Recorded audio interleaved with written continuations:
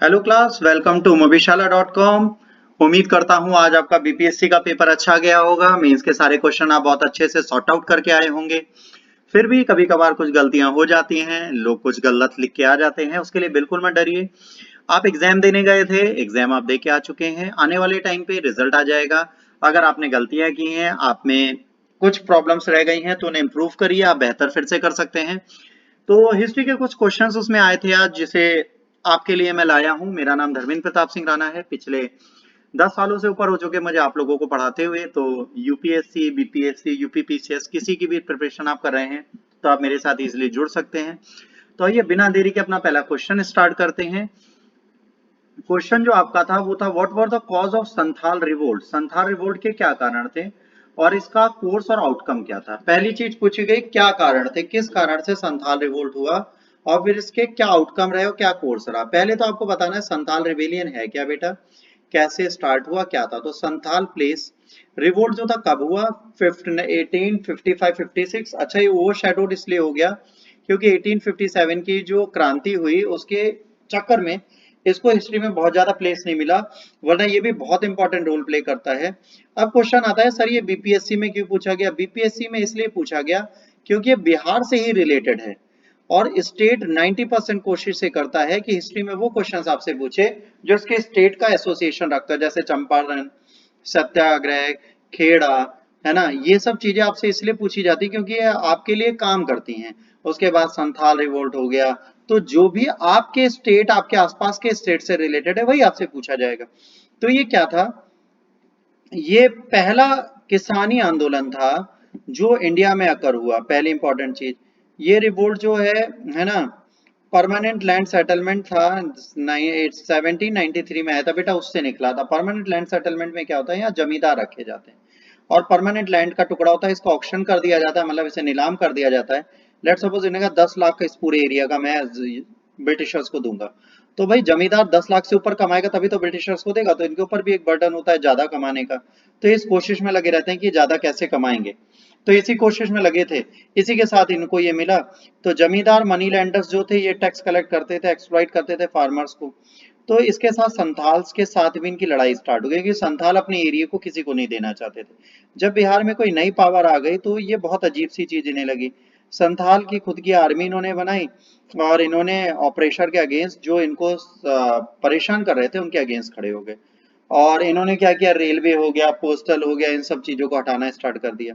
ये रिवोल्ट जो no doubt बहुत इफेक्टिवली चला, बहुत इफेक्टिव था थोड़ी देर के लिए, बट ये सक्सेसफुल नहीं हुआ। किसके लिए, गवर्नमेंट बहुत एब्सोल्यूट थी और इसने इसे सरप्रेस कर दिया। अब संथाल थे कौन, संथाल जो थे बेटा राजमहल हिल्स बिहार में थे। ये एक्सपेंशन हुआ रेवेन्यू के थ्रू, संथाल एग्री हुए, है ना। Santhal agree to clear forest to practice agriculture. 1832 में नंबर ऑफ एरियाज जो थे डिमार्क किए गए दीवानी कोही और संथाल परगना में, और ग्रेजुअली इनका एक्सप्लॉइटेशन स्टार्ट हो गया। ये संथाल होते हैं बेटा, ट्राइब थी जो बो एरो से ब्रिटिशर से लड़ रहे थे। तो संथाल एग्रीकल्चर पीपुल थे, हंटिंग फिशिंग करते थे, राजमहल हिल्स में थे। ये 1855 में हुआ। सिद्धो, कानू, चांद एंड भैरव, ये थे चार भाई जिन्होंने इस रिवोल्ट को कंटिन्यू किया। लैंड लॉर्ड्स के अगेंस्ट था, उन्होंने एक्सप्लॉइट किया था, उन सबके चीजें बारे में लिखा हुआ है। तो जब अब इस क्वेश्चन को करेंगे तो पहले हु वर संथाल, फिर इसका आउटकम क्या हुआ ये देख लीजिए। 55 में ग्रेट रिवोल्ट हुई, तो इस टाइम पे इन दोनों संधू कानूनों ने ऑर्गेनाइज की 10,000 की संथाल आर्मी और रिबेलियन कर दिया ब्रिटिशर्स के अगेंस्ट। तो ये ड्राइव बहुत इंपॉर्टेंट था ब्रिटिश होमलैंड में और ये रिबेलियन बहुत ज्यादा चला, ठीक है। इसके बाद जब पुलिस आई तो दोनों भाइयों को अरेस्ट कर लिया गया और इनके साथ काफी चीजें हुई। इनको देखो, इन लोगों के साथ ये भी था कि सुपर पावर लेके बैठे, बट ऐसा कुछ नहीं था, मरे सब लोग। इसके बाद रिबेलियन आगे बढ़ा, गवर्नमेंट ने को सरप्राइज में लिया, इन्होंने बहुत ज्यादा इनको लॉस दिया। और ट्राइबल के मेथड जो थे वो बिल्कुल अलग थे, उनको स्पैरो से मार रहे थे। 15,000 संथाल विलेजेस थे, है ना। और उन सबको फिर मार दिया गया। उसके बाद मार्शल लॉ लगा दिया गया वहां पर 10 नवंबर से लेकर 3 जनवरी तक। और फिर ब्रिटिश ने एक ये जो आउटकम था संथाल परगना एक्ट बनाया और इनका प्रोटेक्शन दिया ट्राइबल के एक्सप्लॉइटेशन के अगेंस्ट, कि अब इनका एक्सप्लॉइटेशन नहीं किया जाएगा। संथाल तो ओवरशैडोड हो गए, बट इन्होंने मॉडर्न संथाली आइडेंटिटी को नहीं खोने दिया और यही रीजन बना बाद में एक झारखंड स्टेट अलग बनने का, झारखंड बना है संथालों के चक्कर में। तो बहुत इंपॉर्टेंस इनके लिए रखते हैं, ये इंपॉर्टेंस रखते हैं। तो यहाँ पर पहला who was Santhal, why this revolt was, how it was happened and what was the final outcome. ये जो है ये फाइनल आउटकम है, ये चीजें देखेंगे कैसे हमारी, ये सब चीजें आपको देखेंगे। ह्यूमिलिएशन क्यों होता था, लैंडलॉर्ड से रिलेटेड था। तो ये मूवमेंट सिर्फ ब्रिटिशर्स के अगेंस्ट नहीं था, पहले समझिएगा, ये एक्सप्लॉइटर्स के अगेंस्ट था जो इन्हें एक्सप्लॉइट कर रहे थे, जिसमें लैंडलॉर्ड्स भी जुड़ते थे, उन सबको ऐड करके इसमें दिखा गया था। तो इस पहले क्वेश्चन में इतना ही बेटा। अगर आपको ये क्वेश्चन अच्छा लगा तो आप मेरे साथ बेशक जुड़ सकते हैं। उसके लिए आपको मोबिशाला ऐप डाउनलोड करनी है और मेरा इंस्टीट्यूशन कोड प्राप्त 1111 यूज करके आप मेरे साथ जुड़ सकते हैं। अगले लेक्चर तक के लिए गॉड ब्लेस यू और टेक केयर। जय हिंद, वंदे मातरम। हेलो स्टूडेंट्स, वेलकम टू mobiशाला.com। होपफुली आपका आज का बीपीएससी मेंस का पेपर अच्छा गया होगा। हिस्ट्री से रिलेटेड कुछ क्वेश्चन है जो इसमें आए थे। इसमें एक चंपारण सत्याग्रह से रिलेटेड भी चीजें आई। ये पर्सन है महात्मा गांधी, जिनके बारे में बहुत सारी बातें बोली गई। जब महात्मा गांधी वहां पहुंचते हैं तो इनसे पुलिस बोलती है कि भाई आप यहाँ नहीं रह सकते। तो इन्होंने कहा मैं ब्रिटिश इंडिया का एक नागरिक हूँ और मैं ब्रिटिश इंडिया में कहीं पे भी जाने के लिए स्वतंत्र हूँ। पहली बार ऐसा अगेंस्ट पुलिस कोई बोलने वाला बंदा मिला था। तो इसने कहीं ना कहीं इन्फ्लुएंस किया था लोकल पीपुल को कि भाई ऐसे भी किया जा सकता है। तो फ्रीडम स्ट्रगल में इसने क्या इंपॉर्टेंस प्ले की, चंपारण सत्याग्रह ने। भाई चंपारण सत्याग्रह के बाद महात्मा गांधी यहाँ की स्ट्राटा को समझने की कोशिश कर रहे थे, आम जनता को समझ पा रहे थे, अपने सत्याग्रह के मेथड को यहाँ पर अप्लाई कर रहे थे कि इंडियन पब्लिक जो है, जो भारतीय जनता है, क्या वो मेरे इन मेथड्स को समझ पाएगी। इस आइडियोलॉजी में थे। ये भी फिर बिहार से रिलेटेड है, ठीक है। तो इसको भी आपसे पूछा गया एग्जाम में, क्योंकि आपने बीपीएससी का पेपर दिया और महात्मा गांधी से भी रिलेटेड क्वेश्चन है, तो आप दोनों में से जोड़ के देख सकते हैं। गांधी जी 1915 में वापस आए साउथ अमेरिका से। इसके बाद इन्होंने कोशिश की पूरे भारत का भ्रमण करें, इन्होंने कुछ नहीं किया, पूरा भारत घूमे। 17 में गांधी जी आना रिक्वेस्ट आई, तो उसके बाद ये गए बिहार, बिहार चंपारण पहुंचे। चंपारण में क्या था, 3 कटिया सिस्टम चलता था। 3 कटिया सिस्टम की बात होती है कि आपके लैंड का 3/20 पार्ट जो था, इसमें आपको नील की खेती करनी पड़ेगी। फिर जर्मनी में क्या हुआ, जब आर्टिफिशियल डाई बन गया, कृत्रिम रंग बन गया, तो उसके बाद इस चीज को फॉलो करना बंद कर दिया गया। तो इसके बाद जो पीजर यहाँ के जो वो थे इंडिको के कल्टीवेटर्स ब्रिटिशर्स, इन्होंने कहा कि भाई अब हमें आपका चेंज चाहिए। तो उन्होंने कहा ठीक है साहब, हमें कॉन्ट्रैक्ट से फ्री कर दीजिए, बट जो हमारी मनी है, जो हमारा लॉस है, आप उसे तो कर्टेल कर दीजिए। तो वो उसके लिए तैयार नहीं हुए। तो इसके लिए महात्मा गांधी को बुलाया गया, महात्मा गांधी आए। तो इन्होंने first lesson of civil disobedience movement हो गया। इन्होंने पूरी डिस्ट्रिक्ट में गए, मीटिंग की फार्मर्स के साथ और कंप्लेंट फाइल की इंडिको कल्टीवेशन के अगेंस्ट। तो इन्हें ब्रिटिशर्स ने अल्टीमेटम भी दिया, चंपारण छोड़ने को इन्होंने मना कर दिया, है ना। और सिविल डिसोबीडियंस की पेनल्टी जो भी होगी वो भी बियर करने को तैयार थे। Gandhi ji was arrested, Champaran tenants turned into the protest outside the jail. जब इन्हें अरेस्ट किया गया तो बाहर चले गए और इसके चक्कर में इन्हें फिर से छोड़ना पड़ा। और क्योंकि ये नो वायलेंस था, गवर्नमेंट फोर्स हो गई गांधी जी को जाने के लिए। गांधी जी वापस आए। इन्होंने कहा कि फर्स्ट डायरेक्ट ऑब्जेक्ट इलेक्शन था सिविल डिसोबीडियंस मूवमेंट का। यहाँ पर पब्लिक साथ दे रही थी महात्मा गांधी का, ये इन्हें पता चला और इस मूवमेंट में भी इनकी विन हुई, बिगनिंग हुई चंपारण में। चंपारण में मास मूवमेंट दिखा, लोग इनके साथ खड़े हुए नेशनल मूवमेंट में। गांधी जी को ये दिखा कि ये इंडियन मासेस पर ट्रस्ट कर सकते हैं। फिर इसके बाद एक मास लीडर बनते हैं, लोग इन्हें देखते हैं। अहमदाबाद और खेड़ा स्ट्राइक इसके बाद होती है, जिसमें मासेस इनके साथ जुड़ती है और इनको फायदा मिलता है। फिर ये पहला डिमॉन्स्ट्रेशन था नॉन वायलेंट सत्याग्रह का, जिसमें गांधी जी ने एक भी वायलेंस एक्टिविटीज नहीं की। फाइनली ये मूवमेंट सक्सेसफुल होता है।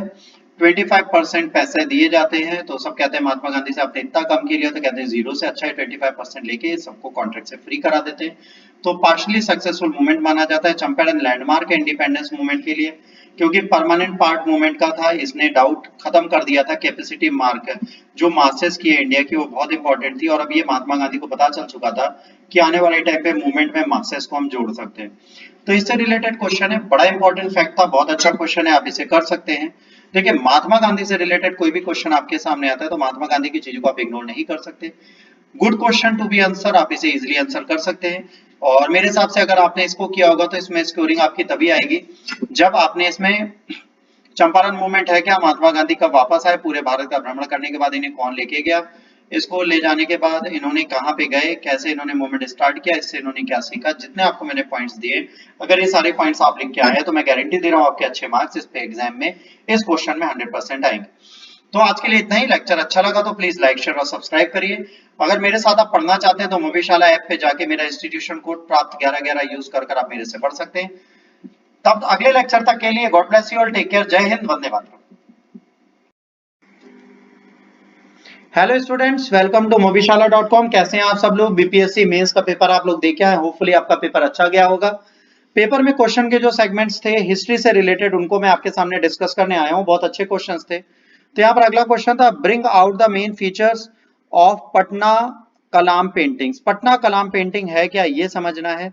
ये पटना कलाम पेंटिंग के कुछ चित्र हैं आपके सामने। देखिए, पटना कलाम पेंटिंग जो है मुगल्स पेंटिंग के बाद निकली है, तो इसका भी इसमें कुछ इन्फ्लुएंस है। तो इसके सारे फीचर्स आपसे पूछे गए। तो पहले पटना कलाम पेंटिंग क्या की, ये कहाँ से आई? तो मुगल पीरियड से जब निकले, जब ये लोग गए तो उसके बाद ये वहां से निकले कोर्ट से, मुगल्स के बाद ये दूसरे पार्ट्स में पहुंचे। तो ये यहाँ से उत्तराखंड भी पहुंचे, यहाँ बनारसी मथुरा भी आए, मुर्शिदाबाद बिहार, इधर भी बंगाल बिहार भी गए। तो इन्होंने मुर्शिदाबाद के नवाब के पास पैट्रोनेज लिया। इसमें से एक पेंटर थे मनोहर, जिन्होंने सेटल लिया।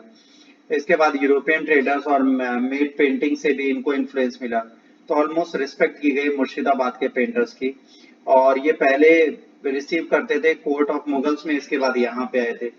फिर जब इनकी डेथ हुई, मीर जाफर के सन मीरान आए ट्रेंड पे। मीरान को इंटरेस्ट नहीं था आर्ट एंड कल्चर में, तो पेंटर्स को फिर से माइग्रेशन करना पड़ा।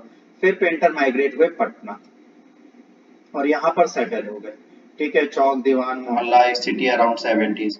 और यहाँ पर शिफ्ट होने का रीजन ये था, Murshidabad painters to the Patna from presence of large scale of trader activities. यहाँ पे ट्रेड एक्टिविटीज बहुत थी, तो ये लोग फिर मुर्शिदाबाद से पटना आ गए और पटना में यहीं पर सेटल हो गए, यहाँ रहने लगे। अब ये पेंटिंग्स बनाते थे किसके लिए? लोकल रूलर, जमींदार, ट्रेडर्स, ब्रिटिश ऑफिसर, सोल्जर्स की उनकी डिमांड पर। तो एक तरीके से इन्होंने अपना इसको प्रोफेशन बना लिया। अभी तक ये प्रोफेशन नहीं था, ये मर्जी पर थे रूलर्स के और किंग्स की। जब किंग्स चले गए तो मार्केट में आ गए और मार्केट में पेंटिंग को एक्टिवेट करने लगे। यहाँ से इन्होंने अपना काम करना स्टार्ट किया। ये हो गई इनकी हिस्ट्री, जो बेसिक हिस्ट्री पढ़नी कुछ पेंटर्स के साथ। और इसमें आपको बेटा ये जो सिटी दी गई है, इस सिटी मोहल्ले से रिलेटेड चीजें आपको जरूर मेंशन करनी है, अगर आपको यहाँ पर मार्क्स लाने हैं तो इसको आप नहीं छोड़ सकते। इसके बाद फीचर्स की बात करेंगे, तो यहाँ पर फीचर्स में बात की गई है, पटना कलाम जो थी मुगल से निकली है। तो यहाँ पे मुगल पेंटिंग्स ने बहुत बड़ा इन्फ्लुएंस दिया। ठीक है, पर्शियन आर्ट और इंडियन ट्रेडिशनल आर्ट फॉर्म को यहाँ पर मिला के देखा गया। इनकी कलर लाइन जो थी पटना कलाम की इंस्पायर्ड होती है मुगल पेंटिंग से। पटना कलाम जो है ब्राइट कलर यूज करती है, लाइंस यूज करती है, जो मुगल्स आर्ट फॉर्म में आइडेंटिकल है। बट थोड़ा डिफरेंस है ना, बहुत ज्यादा डिफरेंस फिर भी मिलता है मुगल पेंटिंग और पटना कलाम में। मुगल पेंटिंग का बैकग्राउंड और बॉर्डर इक्वल इंपॉर्टेंस रखता है ना। पट्टा कराम की पेंटिंग का बैकग्राउंड और बॉर्डर जो है वो बहुत ज्यादा सिग्निफिकेंट नहीं रखता जितना कि मुगल पेंटिंग का रखता था। पटना कलाम की पेंटिंग जो थी वो ऑलमोस्ट बहुत इंपॉर्टेंट है। इस पेंटिंग स्टाइल और बैकग्राउंड बॉर्डर जो है वो व्हाइट और प्लेन यूज किया गया है। मुगल पेंटिंग में कलर्ड बैकग्राउंड यूज किया गया, तो स्टाइलिश बॉर्डर थे। मतलब जैसे ये है तो यहाँ पर प्लेन या व्हाइट बैकग्राउंड यूज किया गया है। बट जब आप मुगल्स की पेंटिंग की बात करोगे तो यहाँ पर बहुत ज्यादा क्राफ्ट्स किए गए हैं, उन क्राफ्ट्स के साथ इनको लगाया गया है। तो ये बेसिक डिफरेंस है। तो पटना कलाम से रिलेटेड जब भी आपके एग्जाम में कोई क्वेश्चन आएगा तो आप इसे इजीली टैकल कर सकते हैं। इजी टू आंसर है, इजी टू सॉल्व है। मेरे हिसाब से अगर जितना मैंने आपको दिया है इसका अगर आप 60% भी लिख के आए होंगे पेपर में, तो आपको तकरीबन 40 to 50% मार्क्स मिल जाएंगे। इतने ही आपके सिलेक्शन के लिए जरूरी है। होपफुली कुछ लोग अच्छा करके आए होंगे और मैं उम्मीद करता हूँ कि मोविशाला से कई बच्चे सेलेक्ट हो। अगर आपको लेक्चर अच्छा लगा तो प्लीज लाइक शेयर सब्सक्राइब करना ना भूलें। आप मोविशाला ऐप पर जा सकते हैं और अगर मुझसे पढ़ना चाहते हैं तो प्राप्त 1111 इंस्टीट्यूशन कोड यूज करके आप मोविशाला के थ्रू मेरे साथ कनेक्ट हो सकते हैं। तब तक के लिए गॉड ब्लेस यू और टेक केयर, जय हिंद, वंदे मातरम।